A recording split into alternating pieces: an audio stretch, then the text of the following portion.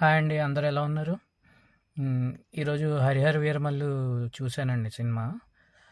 ఆహ్, రివ్యూ చెప్పే ముందు చిన్న డిస్క్లైమర్ ఏంటంటే, నేను సినిమా మొత్తం చూడలేదు. ఆహ్, ఫస్ట్ హాఫ్ ఒక హాఫ్ ఎన్ అవర్ అయిపోయిన దగ్గర నుంచి ఆల్మోస్ట్ 45 మినిట్స్ చూడలేదు ఫస్ట్ హాఫ్‌లో.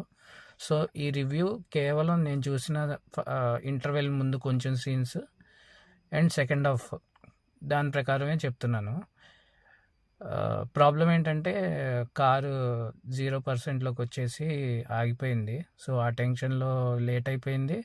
ప్లస్ మేము సినిమా నుంచి బయటకు వచ్చేసాక నానా ఇబ్బందులు పడుతున్నాం. ఆ వీడియో మీకు పెడతాను ఎండ్‌లో చూడండి. ఛార్జింగ్ అయిపోయింది. ఇంకా నైట్ 10:30 అయిపోయింది. ఒక షాప్ అతను హెల్ప్ చేశాడు మాకు ఛార్జింగ్ పెట్టుకోవడానికి, జేఎన్‌టీయూ ఆపోజిట్లో. ఆయనకి చాలా థ్యాంక్స్ అండి. ఆ తర్వాత అక్కడి నుంచి కొంచెం దూరం మలేషియన్ టౌన్‌షిప్ దగ్గరికి వచ్చి ఇక్కడ పెట్టుకున్నాం. ఒక స్లో చార్జర్ ఉంటే అది జరిగింది. అందుకని మొత్తం సినిమా చూడలేకపోయాను. ఒక సెకండ్ హాఫ్‌కి మాత్రమే చెప్తున్నాను. సినిమా వచ్చేసి స్టోరీ పరంగా అయితే పేపర్ మీద చాలా బాగుందని అనిపిస్తుందండి. కాకపోతే ఏంటంటే విజువల్గా చాలా చండాలంగా తీశారు. ఇందులో పవన్ కళ్యాణ్ తప్పేం లేదు పాపం. ఇద్దరు డైరెక్టర్ల చేతులు మారింది కాబట్టి అలా వచ్చి ఉంటుందేమో అని నేను అనుకుంటున్నాను.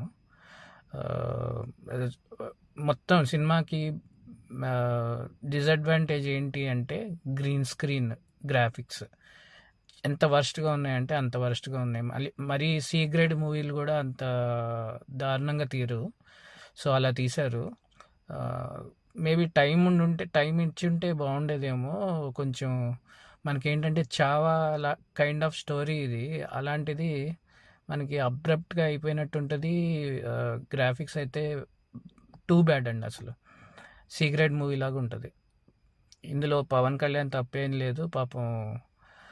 టైము అలా ఉంది. ఇప్పుడు వీడియో పెడతాను చూడండి మా పరిస్థితి ఎలా ఉందో. జేఎన్‌టీయూ సిగ్నల్ దగ్గర అయిపోయింది కరెక్ట్గా.